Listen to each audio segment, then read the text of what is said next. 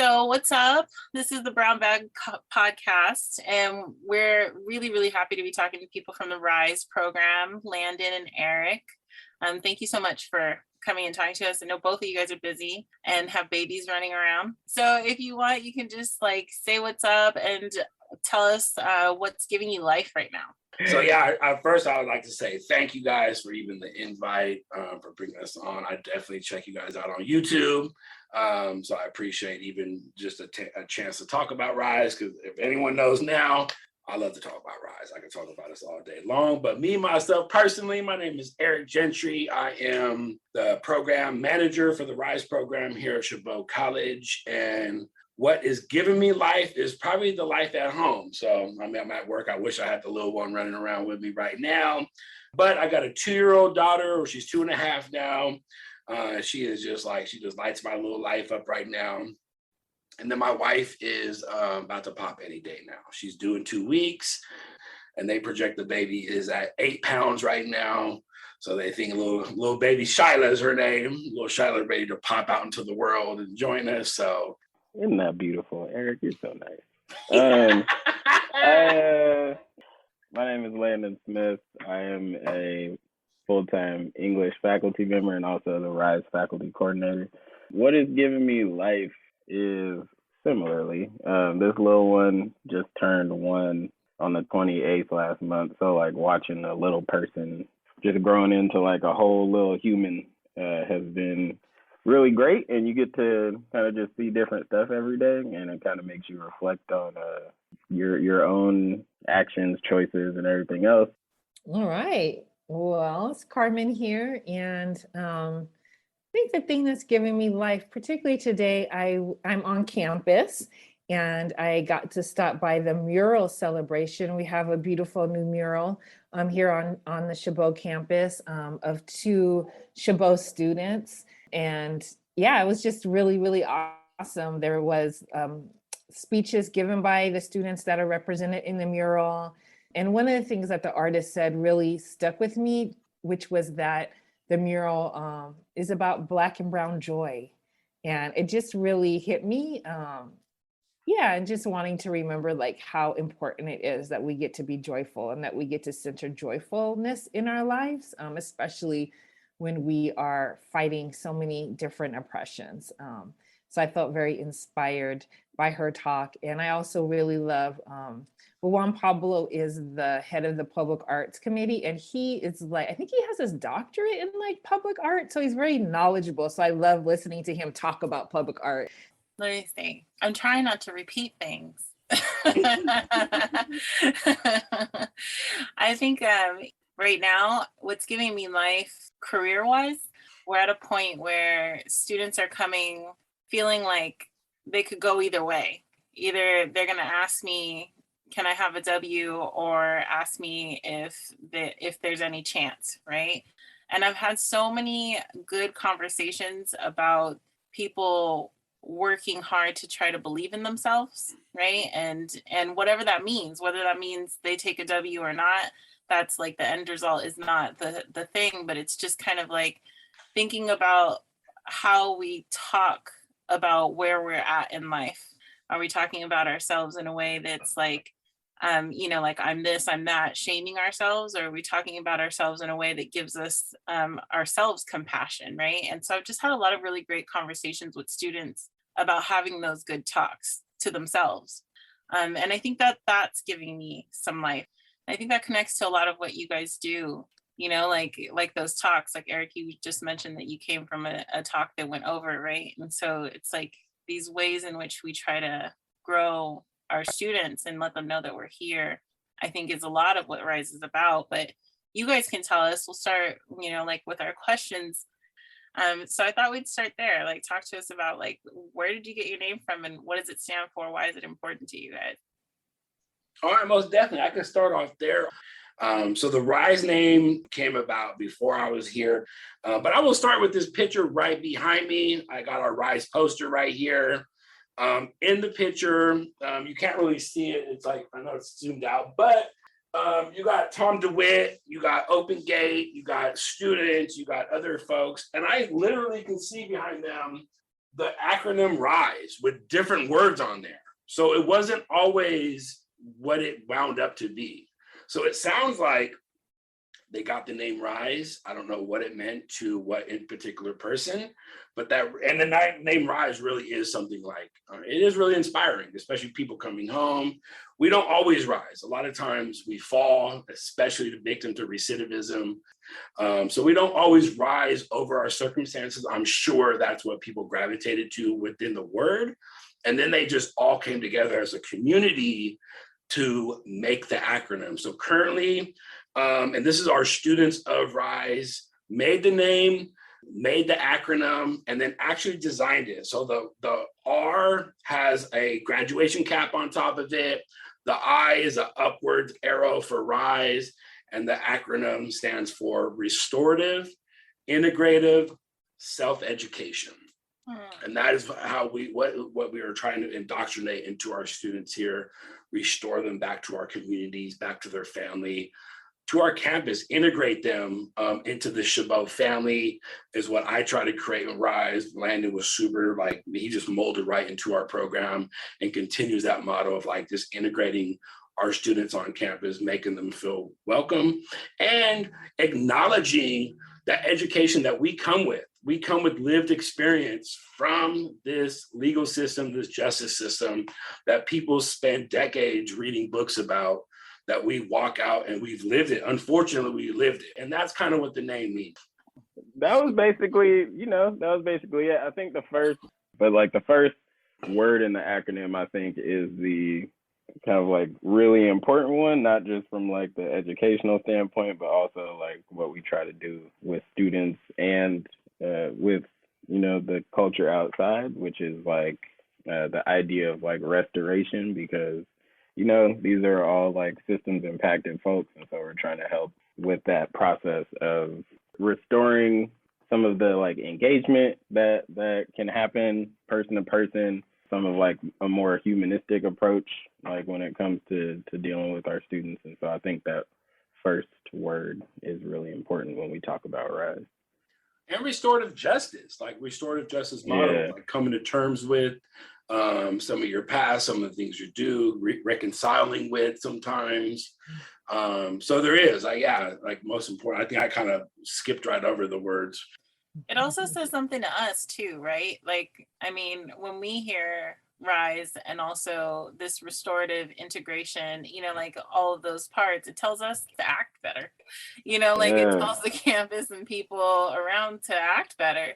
That there's something that we're doing that's impeding restoration or that's getting in the way of integration, and we need to be aware of that. When I see RISE, like I often think like, help them do that, right? Like it's an aspiration, right? And so if you're in the way of that aspiration, figure it out. So I think it's a beautiful name.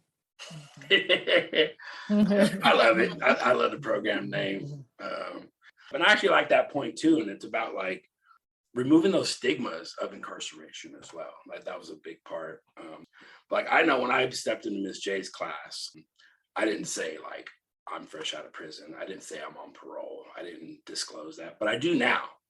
I do tell people now, and I over disclose now parts of my life to try to normalize people's experience of incarceration here at this campus and hopefully in our community as well.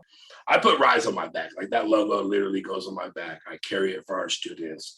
I self-disclose for our students. I got my tattoos out for our students. Like all this is like, I mean, more just because I'm comfortable as well, but like also with like a hidden meaning behind it as well to try to normalize these experiences.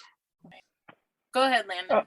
I mean, on that aspect of like removing stigmas, I think that's like a really big part of it too, which is like not just like removing the stigmas for folks outside of RISE, but also for like helping RISE students not sink within that stigma, so like helping folks as far as their own pathway of how to like navigate conversations, navigate interactions, and whether that's like in the classroom, whether that's with like housing, all these things. So a lot of that is us trying to help like combat stigmas, and that comes in a lot of different ways. Yeah, I mean, I think it's really interesting because I can see how for a RISE student, they're like up against those stigmas. And then for those of us that, have never been incarcerated and have students like RISE students in our class, like a lot of times I remember I had a student, I think he was a RISE student, and he was very, like really thought that people had a negative perspective about him. And he behaved just like any other community college student to me. I didn't see him as, and I don't think there wasn't like a student texted me and was like, oh, Miss J, but he was very worried about that. And I felt like I didn't quite know what to do, to assuage his fears or to help him just feel, I don't know. So I'm also just like wondering about that, like on one end, there's like the students and helping them navigate, but like what can instructors do? And maybe we'll talk about that later, but just as you were talking, I was just thinking about that, like that a lot of times we don't really know how to interact with somebody who was incarcerated, not necessarily because of the incarceration, because we don't understand like the trauma that they've experienced and how that might show up in a classroom, how to manage it. Yeah, absolutely. And that comes up, but like that comes up in a lot of ways. And I think like when it comes to like us and like me constantly talking with Eric and us figuring out like how to best support students, like that's what a lot of the work is, because it is a lot of trauma that they're carrying, and that can come out at any time, right? That can come out in like group conversations, that can come out in an assignment, that can come out with just reading something. So like us figuring out like how to continually support them and like not let folks get lost on that way is really important. I think a lot of it too kind of like goes back to what Landon was saying too about like helping our students step out of the shadow of the stigma.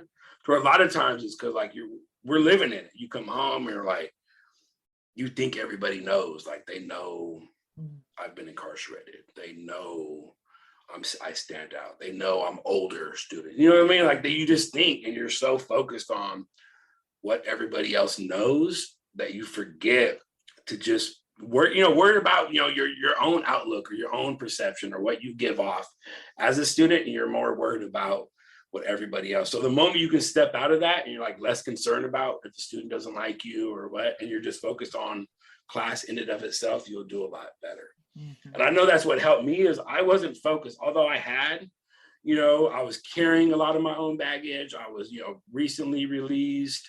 I'm in this foreign world of Chabot College, never, did well in school. I wasn't focused on everybody else. I was just like trying to figure out if I was going to like school. Miss J's class was super dope. I loved the book readings. I read a lot incarcerated anyway. So it was just kind of like some more readings. And I get to write about it. So that was really cool. So maybe it was like the right class. I really just think it was a multitude of things. It was the right class at the right time. And my own preparedness of stepping in. I wasn't worried about what everybody else. I can care less what somebody else thought.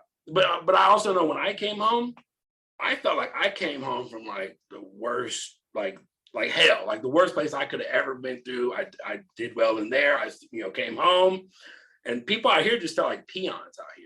I remember how you had to operate inside, and out here it was like these are peons out here. Like I really had that mentality. If there was a chip on your shoulder or whatever it was, I had a mentality of like I will crush you. And so with that, I just was coming to school, doing my thing, and like boom, like these little issues at school meant nothing to me, or your little personal problems. Like I can care less about all that.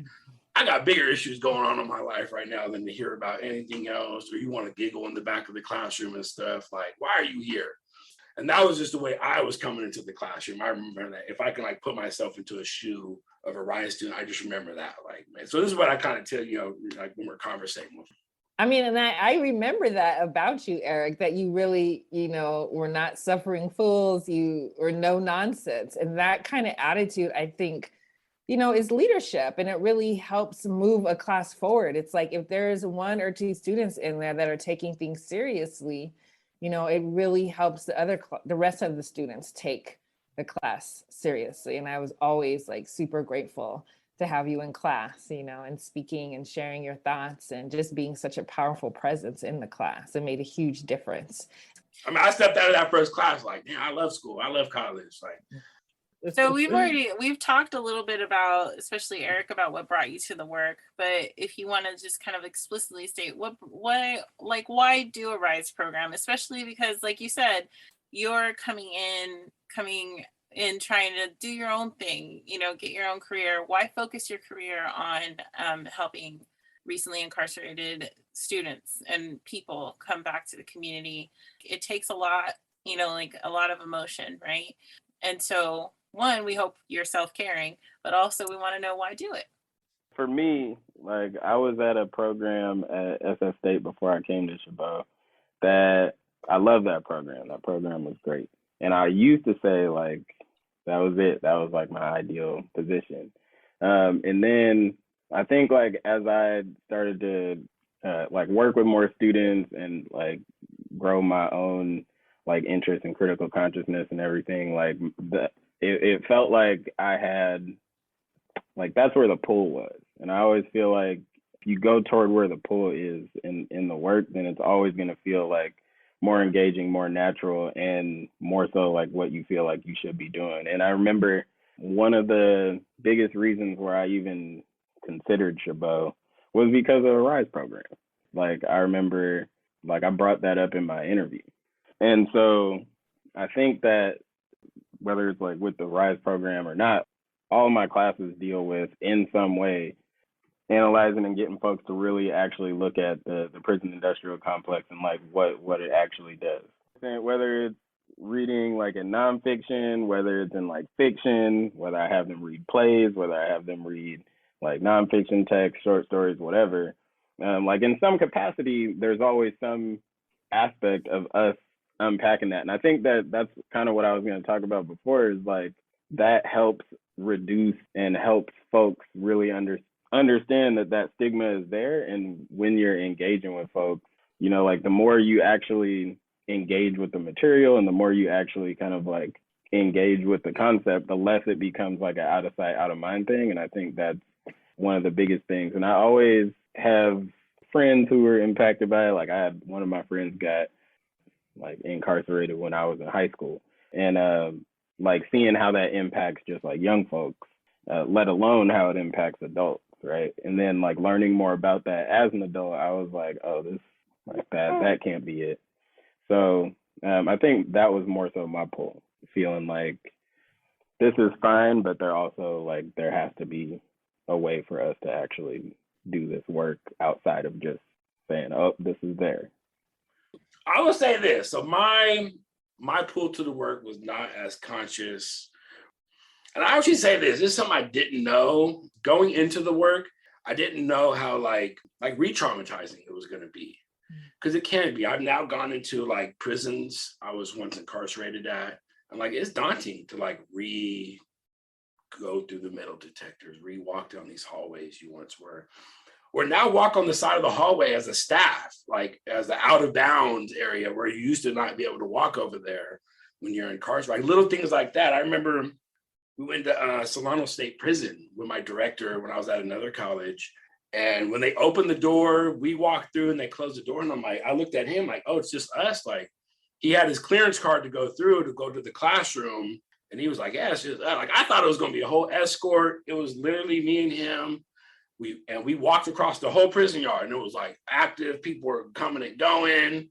And I was like, damn, it really put you back in the vibe. And I remember I was greeting people, like people were kind of shocked. Like, I'm like, hey, how you guys doing? And they were like, oh, hey, how's it going? You know what I mean? They would say stuff back. Like normally people got their heads down. They're not like the scary inmates, and like they're not trying to see or talk to or have anyone look at them for too long. And like I was like mesmerized. Like, yeah, I couldn't believe I was now on this side doing the work, but it could be. It's like really ripping off band-aids of like healing that you've done for a long time, going to the jail setting or like meeting or talking about. It can be, and I didn't realize that aspect going into the work. But I do know for myself, I finished my bachelor degree in sociology, and I was just like ready to enter the field. I'd already had a job with a nonprofit organization while I was at the university. And I was burnt out on school. I'm like, oh, no further. Like, oh, I'm just going to do this for a while. I was a case manager in Oakland. I was doing street outreach. Every homeless encampment in Oakland, I've gone in the trenches, walked off through them, bringing resources, helping people in their most vulnerable states get out of it, get the resources, bringing the resources right to their tent. My last like several months at the job, I just felt like burnt out. It was hard for me. Sometimes I felt like it was hard for me to be like truly empathetic. Like I can be sympathetic, I can try to relate, but I've never been homeless. I've never lived in a tent. I've never lived in an encampment. And I just felt like maybe that's what's missing in my work. Like, man, I'm helping, I'm trying to do all this, but I just felt like I was entering into a stage where like, I didn't think that's what I wanted to do anymore. And I started to tell colleagues like, hey, I think I want to work with people who've been incarcerated before. Like, I think I want to, work with the reentry population. Finally, a colleague came, like one time I was mentioning it to someone else, they worked for the city of Oakland, and they were like, hey, in what capacity? And I'm like, oh, what the heck? I never even thought of that. Like, what do you mean, what capacity? Like, and I'm like, I don't know. I don't have a clue. A mentor of mine from Solano Community College, which was a school I ended up graduating from, and I was in programs there. I was on the debate team there. I had people that still work there. They were talking about building a program like this, and they had the requirement of someone with lived experience with a bachelor's degree. And this individual was like, I got the perfect person. And he just called me up out of the blue. And it was literally, as I've been saying this for like 6 months, that I want to work with the reentry population. What do you think about building a program at Solano? Like, what the heck? Heck yeah. And it was part-time. And I'm like, I was willing to make that sacrifice. I dropped my nonprofit. They let me drop it to part-time. And I started at Solano College, doing the work, researching other programs. That's how I even heard about the RISE program. And I'm seeing all my Daraja folks up here that are a part of it. I'm like, what the heck? I didn't even know RISE existed up here. That's what called me to the work. Like wanting to do more, felt like I was looking for a true calling. And I felt like this job at the college was, if I dreamed of a perfect job, I couldn't even dream this up like in my wildest dreams. I'm always talking about school because school really saved my life and it kept me from going back to prison. I would not shut up about college, and people would laugh at me because I'm the one that hated school the most growing up.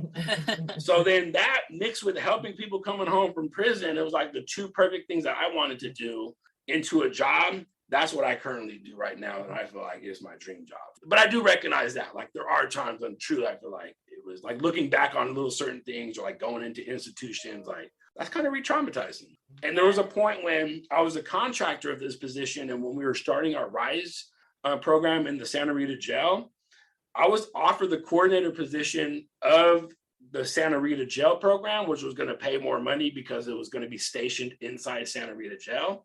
And I turned that down without a second thought. I'm like, hell no, I do not want to go inside Santa Rita jail every single day and coordinate a program and give up all this beautiful scenery here at Chabot College, all my people up here. Like, I'm cool. That actually brings me to like asking the next question about like this idea, because you've brought out the, like kind of feeling traumatized again, the possibility of working in Santa Rita jail and how, like that in some ways is traumatic. And there are other programs that try to lower the recidivism rate, but they're different. And I have come into contact, even my husband was not recently incarcerated, but has been incarcerated in the past. He's considered a felon.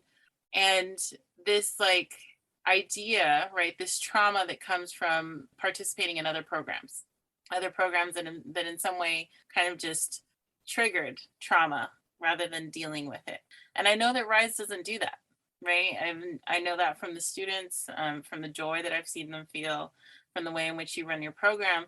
So I just wanted to know, like, what do you guys offer and how is it different? Like, what makes it so successful? What makes students feel like, okay? I guess I could start this one. I know, like, in the way I do the work, and it was different than like the person who coordinated the program before me. I know, like, stepping into the role though, I listened to students like wholeheartedly, because really, like, I stepped into this role with the RISE program. It was like tossed into the ocean. It was like, boom, it was a program, like figure it out. And then like, okay, I thought it was more established than it was stepping in. I don't mean like, I don't even say that like negatively, but I really like stepping in. It was like, boom, sink or swim. And like, I'm a swimmer. So I'm like, all right, let me like learn like what you guys have been doing. And then how could I grow on that? So I spent a lot of time just listening to the students that are heavily involved into the program. And this thing like I've learned from other schools, like, I don't know. So maybe it was like taking things from different schools. Cause I remember like learning from like Laney College, they have, the mural. And I think they call like that mural represents like their safe space. Like you leave all the politics at the door. And I was like, I really like that. Like, I really like, like you come here and like we welcome all, whether you're opposing gang factions, whether like, whatever, some of sexual orientation, their religious beliefs, like we are all a RISE family. And I really build out from that motto of like, I'm big on like community, I'm big on building family ties. And then mixed with like social work, mixed with like case management, like we're hands-on in the RISE program. We contacting our students every single week, like especially the ones we don't hear from. You're getting a phone call, a text message, an email, and trying to doctorate like experiences I've had. Like I remember like dating back to the Daraja program here, like when we had a student that was out and like other students would be hitting them up, we'll be contacting like, hey, where you at? Like, we got this project coming up or something. I'm like, that's what I wanted in RISE, like people checking on people, brothers and sisters checking on brothers and sisters. This is what we're building in the RISE program, is that like family oriented. I don't know where exactly it came from, but I just do know that it was incorporating those beliefs, which is like checking on our people, making sure they're good, not creating an environment here where like people are feeling outcast, and then understanding that like we come from all levels of incarceration. We got folks in RISE who was incarcerated and let out by Monday. We got people who grew up in families of incarceration. So like, I don't know, everyone doesn't have a war story that they can tell. And like I said, I don't want to spend an hour telling them or reliving them, or you're scaring other people away from the program. That's not what we want with RISE. Like at the end of the day, we're a college program. We're at Chabot College. I want you to be talking about school and how can we use those skills that you might have learned in the streets or might have learned from being incarcerated and apply them here at the campus. That's what I would rather discuss. And we do have students that are like a little infatuated by like, they watch the YouTube riot of a prison. And I'm like, I kind of dead those combos. Like, nah, I'm cool. Like, I really don't want to talk about that, especially to someone who hasn't really been there. Because most folks who've been there don't want to talk about it. I'm not here talking about a war story with somebody else. Cause like, I don't know, that's not normally what we talk about here on campus. Yeah, and I think a lot of it is, like Eric talked about, like it's a care model.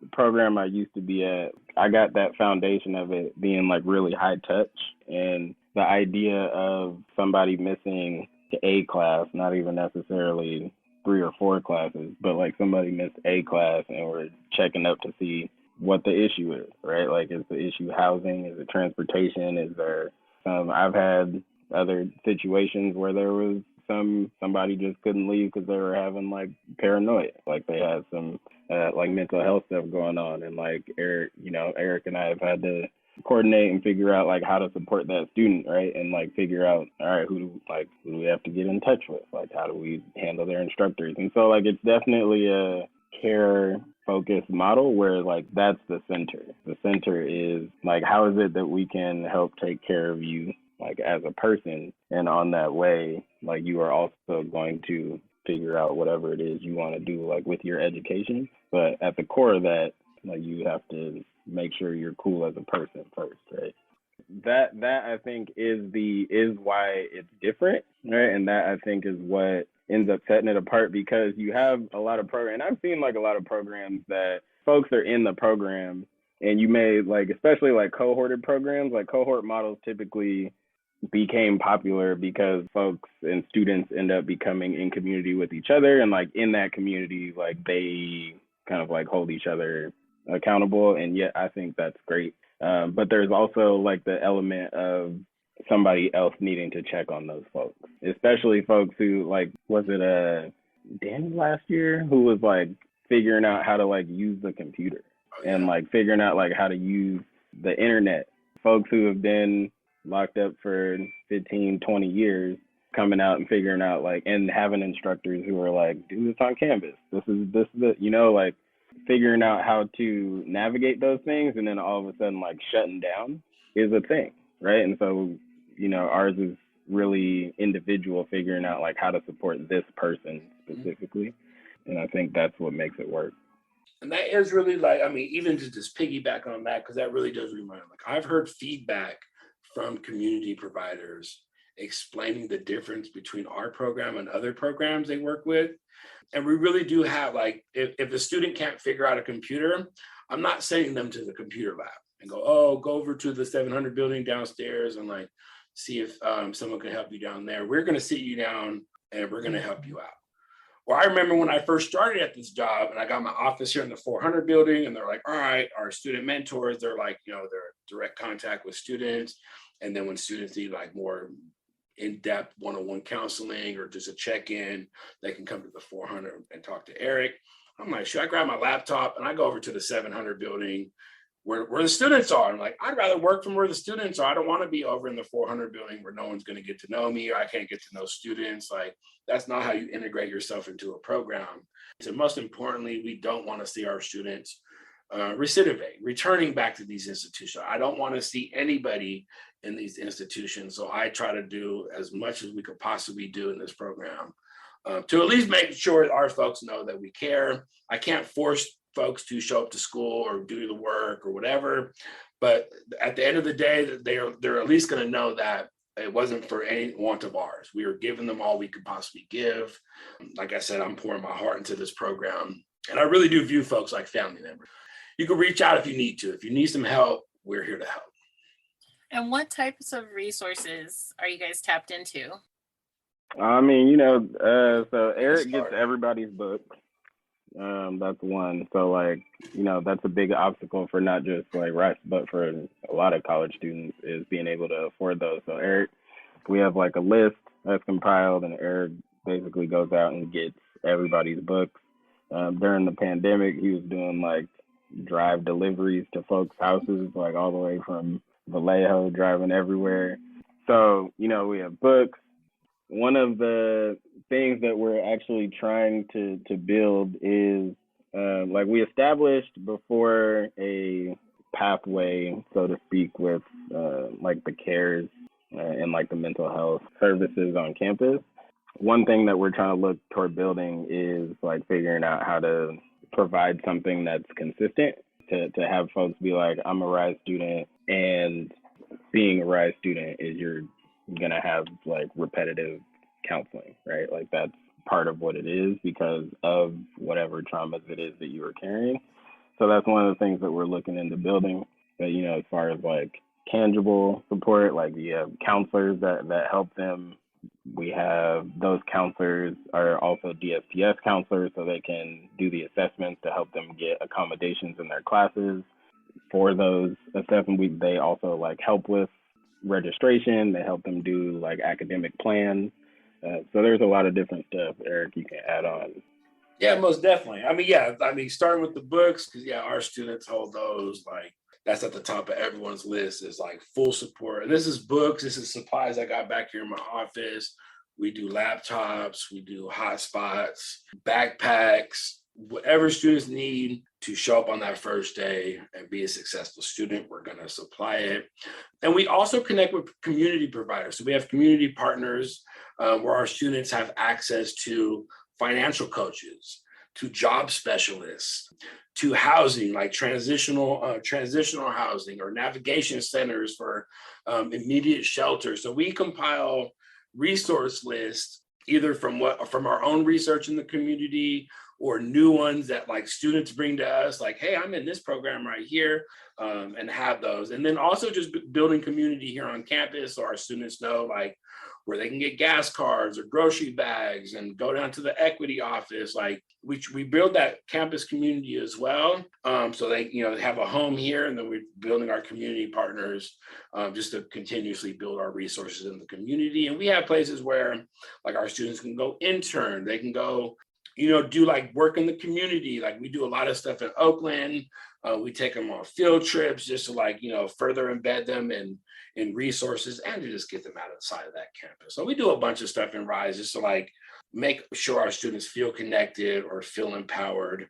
And then one cool aspect of the program, we do our RISE Motivational speaker series where we bring in people with lived experience who are doing really well for themselves, just to come and kind of share how they were able to overcome the prison system and really make it out here, just so our students can see people like, man, if that person did it, I can definitely do it. I was wondering, because it seems like I feel really clear about, your role, Eric. It sounds like a lot of coordination and a lot of case management. And I was just wondering, Landon, if you could speak a little bit about what your role is as an English teacher. Like, do you teach a class that's just RISE students? And then I think you go to Santa Rita, but if you want to just talk a little bit about that as an instructor.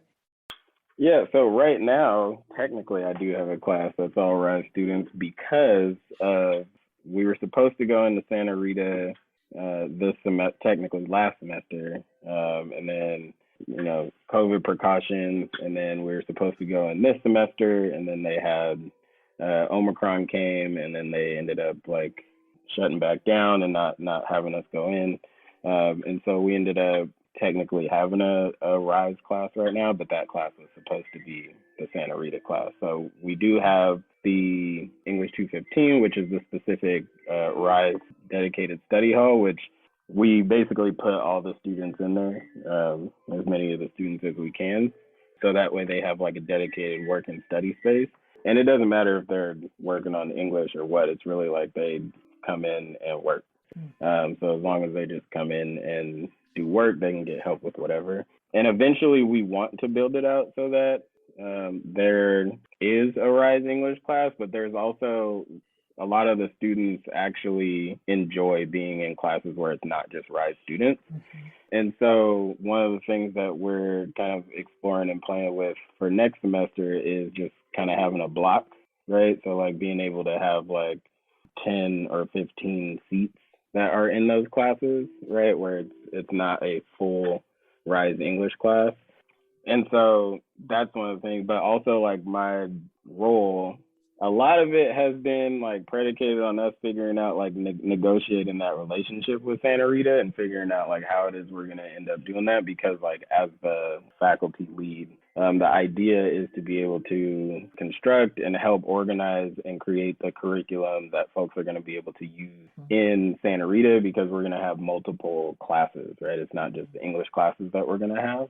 And so figuring out how it is that we're going to like navigate that, like we created the plan for that last summer, and that plan was meant for this year. And so with it on pause, we're basically going back and forth figuring out like with Santa Rita how it is we're going to end up doing that. And I think that is when we talk about like the next arm of what it is that we're doing, like that's the idea. And that was the idea of having a coordinator in there, which was like that coordinator talks with Eric, and you have a student who's in there, and that student has like a seamless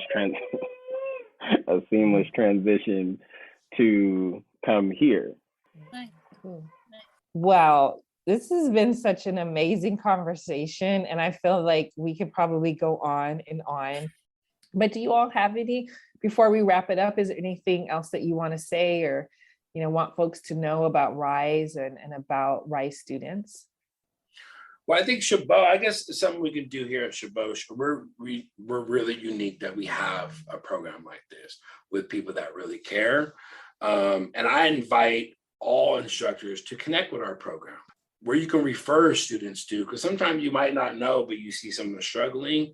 And I would just recommend this too, is like, sometimes it's just having those combos outside the classroom, like having that combo outside of class, which really goes back to just showing them that there's someone that cares.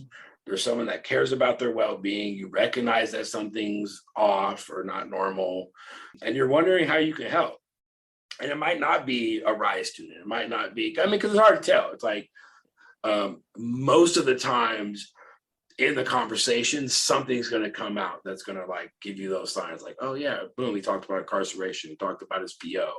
He talked about something where like, hey, we got this really awesome program over here, and maybe it would be really helpful to connect. Because we got students that are like some of our like rock star peer mentors in the program that were referred to us just like that.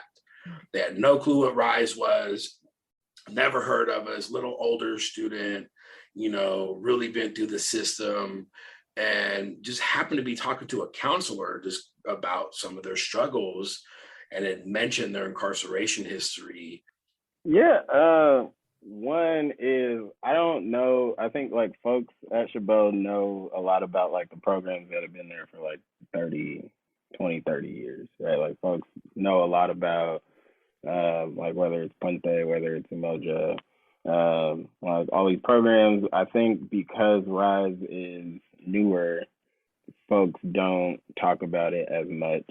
I think even before I was at Chabot, I remember talking to a couple of folks, and like I specifically wanted a place where I could like have a high touch relationship with students, like outside of not just the classroom. And they gave me the names of programs, but like RISE wasn't one of them. And I think that what folks can do is be like more vocal about RISE, because you're going to have students like that who are not going to self-identify as like, oh, I was recently or previously incarcerated to you. But knowing that the program is there, knowing that we're here, that's going to allow for a lot of those referrals to happen.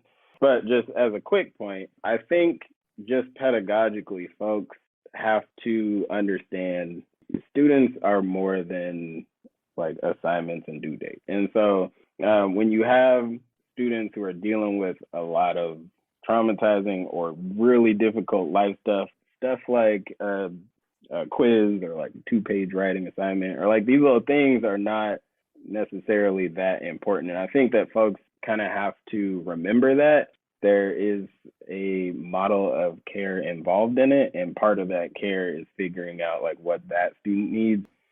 Us being able to kind of rethink our approach toward a student-centered model is not just necessary for RISE. I think that's necessary in education across the board. Well, we like to close our podcast with recommendations. So we all get a chance to go around and just share, something that you would recommend to our listeners. It could be a movie, a TV show, book, song, activity, vibe. I'm actually going to shout out. It's a program called Underground Scholars. It's a program that started at UC Berkeley. They have now expanded up and down the state at other UCs. And you guys, one of the questions talked about Danny. That's where one of our RISE students is currently at. And we got another RISE student going to be joining him in the fall. They have a podcast called On the Tier, and they really break down a lot of issues on long-term solitary confinement and the psychological effect. Like they really dive into some deep issues related to prison or mass incarceration. It's a relatively newer podcast, but it's super dope. I listen to them when they drop something, and they always bring in people with they're talking about long-term solitary confinement. They bring in some of their scholars who have spent long-term solitary confined. So they bring in people with lived experience and with educational experience, and they really dive into some deep topics. And if I was to recommend anything, that's a really cool one. So I think for recommendations, one, there's a play that is written. It's one of the few plays that's written by incarcerated folks. It's called Caged. It's written by the New Jersey Prison Theater Collective, and it's a amazing play. I'm not going to spoil it for anybody, but I think that plays and dramas are always quick reads, but I also think there's lots of layers to it. So if folks kind of want to look at some voices that are writing about situations that have happened to them, but also it's not really just about that, that would be a good thing to look into. Also, the book called Can't Pay, Won't Pay, which is written by the Debt Collective, which is around not just loan, but student loans. And so a lot of folks who are interested in figuring out how folks can organize around something that impacts all of our students. And then I don't listen to that many podcasts. And one of them, I think it's good. Like, it's a little lighter, but if you like accents, the lady is Irish. I always appreciate that. It's called Thanks a Million by Angela Scanlon. I think it's when we talk about like gratitude. I was talking to my sister the other day, and we were both like, without practices of gratitude, who knows where we would be, right? So like establishing some kind of practice of gratitude, and that I think that podcast does a good job of being like, what are you thankful for in this, or this, right? What about you, Monique? What are your recommendations? Really, just from this conversation, it got me thinking partly about what Landon was talking about with like grading, and we need to understand better. Because it makes me think of my husband went back to Chabot and was going through a really tough time and was failed by an instructor because he missed a quiz on the night my dad died. And then soon after got into trouble and ended up being incarcerated again. Just kind of like that just snowballed. And so part of me is thinking like, my recommendation is for us to do something that has to do with knowing more about this kind of new grading model, like this idea about people have lived lives. So I guess the recommendation for myself is to see what can I put out there. And then the other thing is I've been reading Gordo. It's by Jaime Cortez. It's a book that talks about basically this young man's life as his parents would immigrate to work the fields. My mom was a field worker, and I'm a writer, and I'm always writing about like her experience. And it's hard because it's hard to be funny in that, right? Like field work is no joke, right? And like the things that go on. But Jaime Cortez in Gordo, it's hilarious. Like fucking hilarious. And so like I'm reading this book and I'm thinking like, like for one, I'm feeling kind of like this kinship, right, with just kind of the ideas and the ways in which you struggle through the traumas from that. But then also this kind of like new, like almost like a mentor, like he doesn't know, but he's mentoring me with my own work, which is cool too.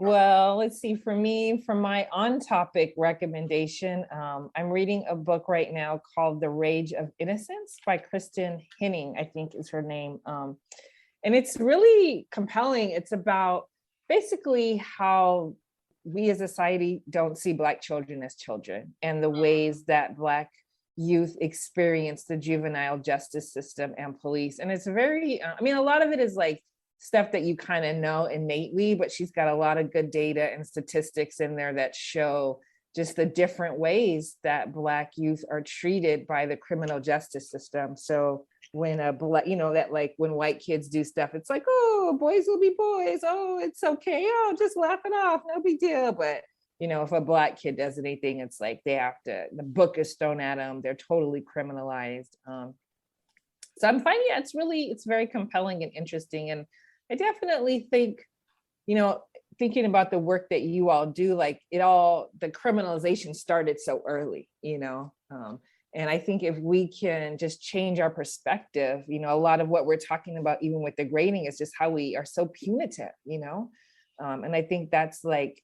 so ingrained in our society is just punish, punish, punish, punish. Any little mistake you make, anything you don't know, any way you step out of bounds, you get punished. So I think this book is really good at helping us see that it is happening and offering ways that we can address it. And then I'll say my light touch, because I am the Netflix TV girl. Heartstopper on Netflix right now is so freaking cute. It is about Heartstopper. It'll just, I think it's perfect for the end of the summer because it's about two gay teens in Britain and falling in love. These two young boys. One is out as gay, the other one is kind of discovering his sexuality. And it just makes me cry thinking about it because it's so heartwarming. It's so cute. It's based on a graphic novel. And there's a trans teen in there and two queer girls. So it's exploring all kinds of LGBTQ experiences. It's just great and about being young and all that great. And it's short and sweet. So I highly recommend it. Get all my good TV watching from me. Well, thank you guys so much. Hey, baby. Thanks for Thanks for the baby inclusion. Yeah. No, thank you guys. Yeah, this was thanks for having me. fun.